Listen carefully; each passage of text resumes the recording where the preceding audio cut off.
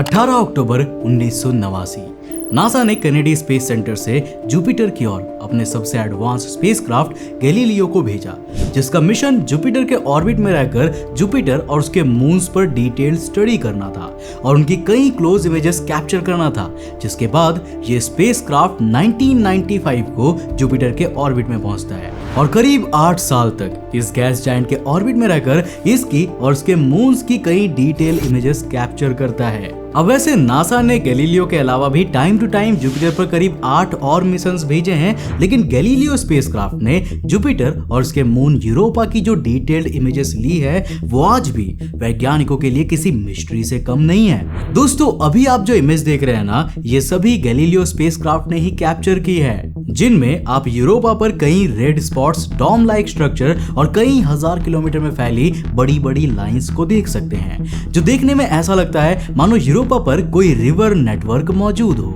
दोस्तों, यूरोपा की इन इमेजेस पर सालों से की जा रही स्टडी के बावजूद हर कुछ समय बाद हमें इन इमेजेस में कुछ नया देखने को मिलता है, जो बार बार हमें इस बात पर यकीन करने पर मजबूर कर देता है कि यूरोपा की सरफेस के नीचे कुछ ऐसा जरूर है जो लगातार मूव कर रहा है, जिसके कारण इसकी ऊपरी सतह भी समय के साथ साथ लगातार मोशन में रहती है। कुछ ऐसा जो धीरे धीरे यूरोपा की सरफेस को हील कर रहा है और जुपिटर के इस आइस जायंट मून को लाइफ के लिए हैबिटेबल बना रहा है, जिसके कारण इस मून पर एलियन लाइफ की पॉसिबिलिटीज पहले से और भी ज्यादा स्ट्रॉन्ग हो जाती है। अब दोस्तों, आपका सवाल होगा कि आखिर यूरोपा के नीचे हलचल पैदा करने वाली ये मिस्टीरियस चीज है क्या? वैसे कुछ समय पहले तक तो वैज्ञानिकों के पास भी यूरोपा पर बने इन मिस्टीरियस स्ट्रक्चर और इसकी सरफेस के नीचे होने वाली जियोलॉजिकल एक्टिविटीज के कोई भी जवाब नहीं थे, पर कई रिसेंट डिस्कवरी में नासा ने इन सवालों के जवाब आखिरकार ढूंढ निकाले हैं। तो आज के इस वीडियो में हम जुपिटर के 6th लार्जेस्ट मून यूरोपा से जुड़ी रिसेंट डिस्कवरीज के बारे में जानेंगे और जानेंगे कि आखिर यूरोपा के ये लाइंस एलियन लाइफ की पॉसिबिलिटीज को कैसे शो करती है। तो हेलो गाइस, मैं हूं कौशिक और चलिए शुरू करते हैं एक और नया एपिसोड को।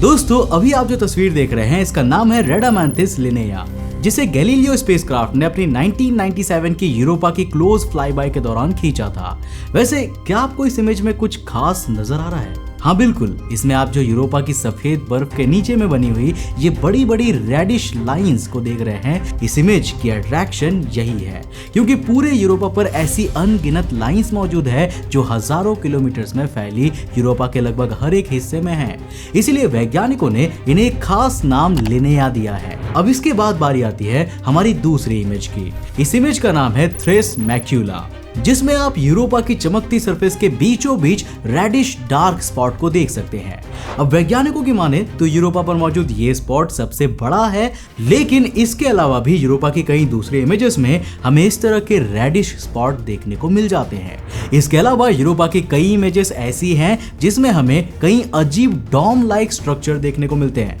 जिसमें यूरोपा की बर्फीली क्रस्ट ऊपर की ओर उभरी हुई नजर आती है, जिनमें से कई तो इतने बड़े हैं कि वो यूरोपा की सरफेस पर 16 किलोमीटर की एरिया को भी कवर करते हैं। अब इस तरह की reddish brown dome like structure को वैज्ञानिकों ने लेंटिक्यूलिया नाम दिया है। अब आपके मन में सवाल आ रहा होगा कि कौशिक भाई, आपने यूरोपा की सरफेस पर बने ये मिस्टीरियस स्ट्रक्चर और लाइंस तो दिखा दी, पर ये तो बताओ कि ये आखिर बनते कैसे हैं? तो चलिए फिर बिना देर किए जानते हैं। वैज्ञानिकों के मुताबिक यूरोपा की सरफेस पर फॉर्म हुए इन सभी लाइंस, स्पॉट्स और डॉम लाइक स्ट्रक्चर के पीछे केवल एक ही मेन रीजन है, और वो ये है कि यूरोपा भी पृथ्वी की तरह काफी जियोलॉजिकली एक्टिव है, जिसके कारण इस मून पर भी टेक्टोनिक प्लेट्स की हलचल और यहाँ तक कि वोल्केनिक इरप्शंस भी देखने को मिल जाते हैं। अब हाँ, वो बात अलग है कि इसकी सरफेस के नीचे पृथ्वी की तरह लावा नहीं है, बल्कि लिक्विड वाटर ओशियन है, और इन्हीं ओशियन के लिक्विड वाटर के कंटिन्यूअसली मूव होने के कारण यूरोपा का इंटरनल स्ट्रक्चर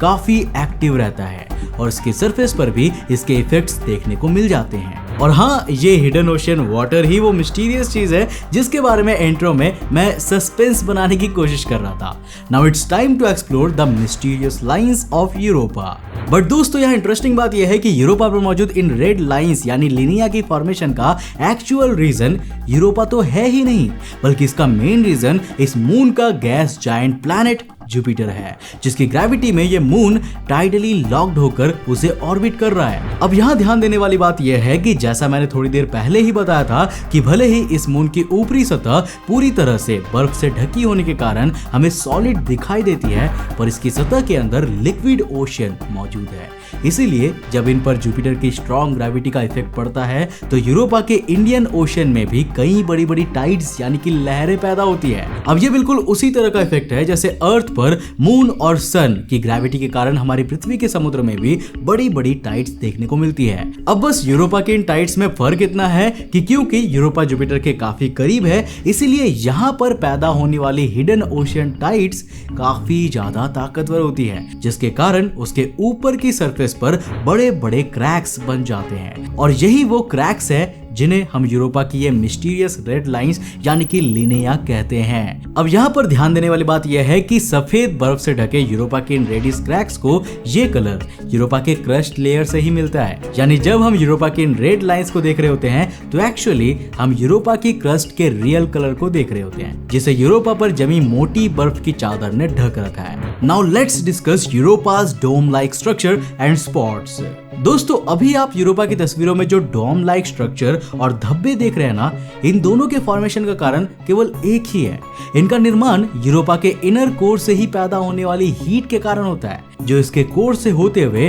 क्रस्ट से बाहर निकलती है। अब जिसमें कई बार ये हीट यूरोपा की क्रस्ट से बाहर भी निकल जाता है, जिससे कि ऑब्वियसली ये बड़े बड़े लाल निशान बनते हैं। पर अगर यूरोपा पर बने इन डोम लाइक स्ट्रक्चर की बात की जाए तो इनका फॉर्मेशन तब होता है जब यूरोपा की क्रस्ट से हीट बाहर नहीं आ पाती, जिससे यूरोपा की क्रस्ट ऊपर की ओर उठ जाती है और हमें इस तरह के कई किलोमीटर में फैले डोम लाइक स्ट्रक्चर देखने को मिलते हैं। अब दोस्तों, आप सोच रहे होंगे कि यूरोपा जो कि पूरी तरह से बर्फ की कई किलोमीटर मोटी चादर से ढका मून है, उसकी सरफेस के नीचे लिक्विड वाटर ओशन कैसे मौजूद हो सकते हैं। तो इसका कारण है यूरोपा का कोर, जिसकी हीट लगातार यूरोपा की अलग अलग लेयर से होती हुई इसके इंटरनल स्ट्रक्चर में मौजूद पानी तक पहुंचती है, और जिसके कारण भले ही इसकी ऊपरी सरफेस पर बर्फ की मोटी लेयर क्यों ना मौजूद हो, लेकिन इसके बावजूद इंटरनल हीट के कारण इसके क्रस्ट के 60 से 150 किलोमीटर नीचे मौजूद वाटर लेयर लिक्विड स्टेट में मौजूद है, जिसके कारण वैज्ञानिकों के मुताबिक इस मून की सरफेस के नीचे हमारी पृथ्वी से भी करीब 2 गुना ज्यादा लिक्विड वाटर मौजूद है। और इसीलिए यूरोपा की सरफेस पर मौजूद ज्वालामुखी, जिसे वैज्ञानिक क्रायो वोल्केनो भी कहते हैं, उनसे भी पृथ्वी के ज्वालामुखी की तरह आग या फिर लावा नहीं निकलता, बल्कि लिक्विड वाटर और वाटर वेपर के फव्वारे निकलते हैं, जिसकी समय समय पर वेरियस स्पेसक्राफ्ट और टेलीस्कोप द्वारा कई इमेजेस भी कैप्चर की गई है। अब दोस्तों, अभी आप जो तस्वीर देख रहे हैं ना, इसे साल 2012 में हबल स्पेस टेलीस्कोप द्वारा कैप्चर किया गया था, जिसमें आप यूरोपा की सरफेस पर होने वाले क्रायो वोल्केनो एक्टिविटी को देख सकते हैं, जिसमें यूरोपा की क्रस्ट से निकलने वाले ये वाटर वेपर इसके एटमॉस्फेयर में कई किलोमीटर ऊपर तक जाती है। वैसे देखो, इसका एक फायदा ये भी है कि अब हमें शायद इसके ओशियनिक वाटर में मौजूद मिनरल्स और लाइफ की पॉसिबिलिटीज पर रिसर्च करने के लिए यूरोपा के आईसी सरफेस पर जाकर वहां पर ड्रिलिंग करके सैंपल लेने की जरूरत नहीं है, बल्कि हम अपने किसी भी स्पेसक्राफ्ट की फ्लाई बाय के दौरान ही यूरोपा के एनवायरनमेंट में वोल्केनो से निकलने वाले ओशियनिक वाटर के सैंपल को